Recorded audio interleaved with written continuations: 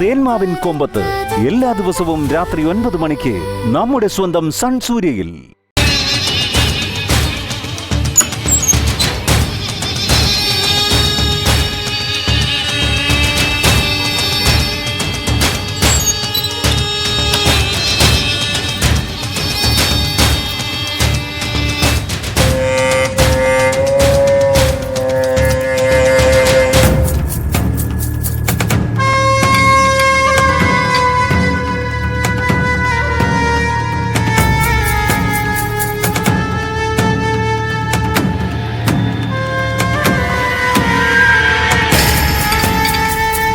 സുഷമേ, എന്താ മാഡം, ചായയോ കോഫിയോ വല്ലതും വേണോ?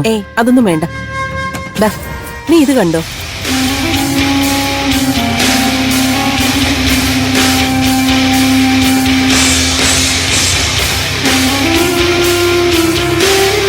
മാഡം, ഇത് മാഡത്തിന്റെ മാലയല്ലേ?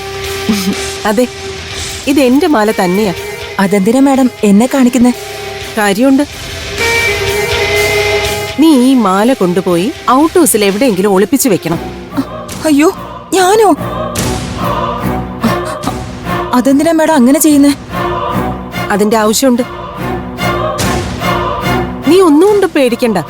ഇത് ഒളിപ്പിച്ചു വെച്ചത് നീയാണെന്ന് ആരും അറിയത്തുമില്ല. ഇതാ ദേവൂട്ടിയെ. അതൊക്കെ ഞാൻ പിന്നെ വിശദമായിട്ട് പറയാം. നീ ആദ്യം ഞാൻ പറഞ്ഞത് ചെയ്യ. ദേ, ഭദ്രമായി എവിടെയെങ്കിലും ഒളിപ്പിച്ചു വെച്ചിട്ട് ആ സ്ഥലം നീ എന്റെ അടുത്ത് പറഞ്ഞാ മതി. ഇന്ന് ദേവൂട്ടിക്ക് ആഹാരവുമായി പോകുമ്പോ വേണം നീ ഇത് ചെയ്യാൻ. എന്താ സുഷമേ, ഞാൻ പറഞ്ഞാ നീ ചെയ്യത്തില്ലേ? ദേ, വെറുതെ ഒന്നും വേണ്ട. നീ ചെയ്യുന്നതിനൊക്കെ നിന്നെ ഞാൻ വേണ്ട രീതിയിൽ കാണുന്നുണ്ട്. പറഞ്ഞതുപോലെ ചെയ്താലേ നിനക്ക് ഞാൻ 50,000 രൂപ തരാം. ഇപ്പൊ പേടിയൊക്കെ മാറിയോ? ഇല്ല മാഡം. മാഡം പറഞ്ഞാ എനിക്ക് അനുസരിക്കാതിരിക്കാൻ പറ്റില്ലല്ലോ. തന്നെയല്ല, കാശിന് ഇച്ചിരി അത്യാവശ്യം ഉണ്ടായിരുന്നു. അതുകൊണ്ടല്ലേ ഞാൻ കാശ് തരാന്ന് പറഞ്ഞത്. അപ്പൊ എല്ലാം പറഞ്ഞതുപോലെ. ദേ, ഇന്ന് ആഹാരവുമായിട്ട് നീ അവിടെ ചെല്ലുമ്പോ അവിടെ എവിടെയെങ്കിലും നീ ഇത് കൊണ്ടുവയ്ക്കണം. പെട്ടെന്നാരും ശ്രദ്ധിക്കാത്ത വിധത്തില്. ശരി മാഡം.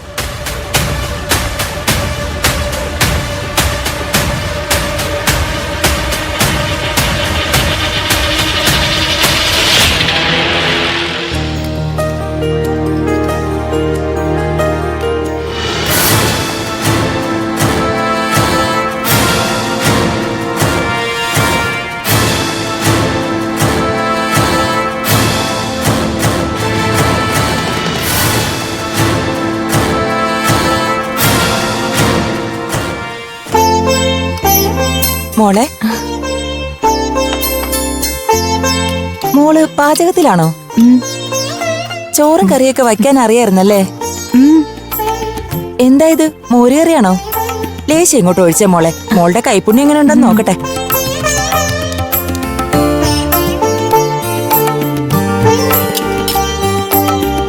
ആഹാ, നല്ല സൂപ്പർ മോരുകറി. എന്തായാലും സന്ദീപ് സാറ് ഭാഗ്യമുള്ള ആളാ. മോളെപ്പോലെ കൈപ്പുണ്യുള്ള ഒരാളെ തന്നെ ഭാര്യയായിട്ട് കിട്ടിയല്ലോ. മോളെ പോലൊരു പെണ്ണിനെ എന്തിന്റെ പേരിലായാലും ഇവിടെ തനിച്ച് താമസിപ്പിക്കുന്നതേ ഒട്ടും ശരിയല്ല. ആ ശ്രീകല മാഡത്തിനോടെ ദേവുമോളുടെ കാര്യവും പറഞ്ഞ് സന്ദീപ് സാർ എന്നും തർക്കിക്കും.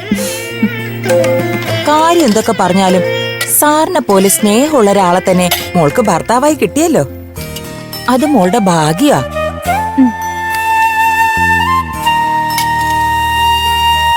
ഇതെന്താ മോളെ? അയ്യോ, ഞാൻ മോൾക്ക് ചായയും കൊണ്ട് വന്നതാ.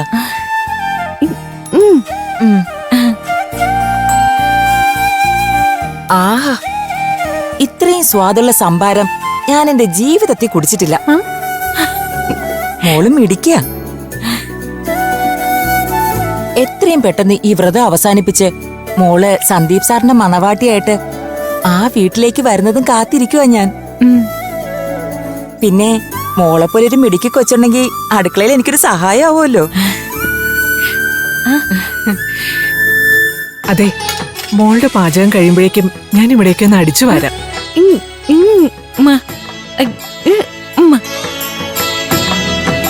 ദേവുട്ടി മോളുടെ ബന്ധുവാണോ ഈ ചേച്ചി?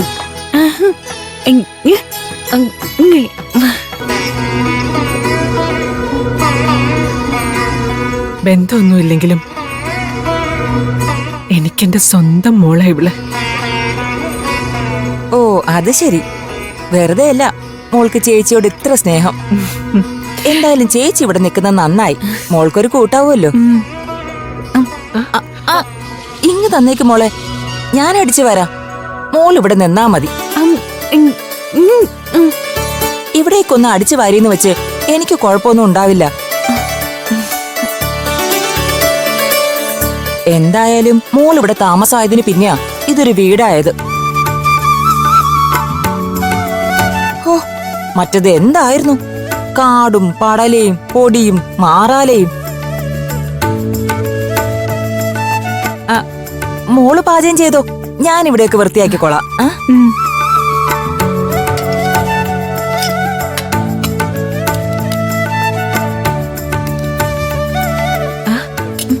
എന്താ ഉണ്ടാക്കി വെച്ചിരിക്കുന്നത്?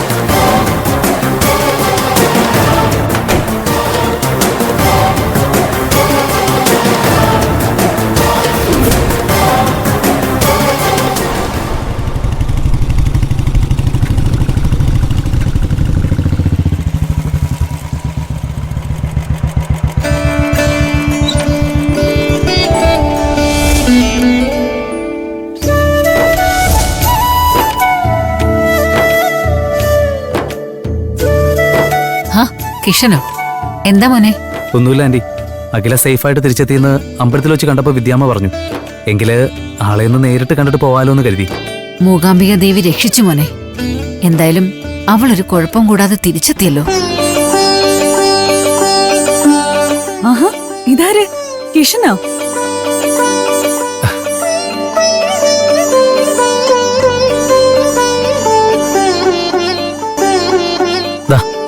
എന്റെ വക ഒരു സന്തോഷം. അല്പം മധുര. ഇയാളെന്തായാലും കുഴപ്പമൊന്നുമില്ലാതെ തിരിച്ചെത്തിയല്ലോ. താങ്ക്സ്.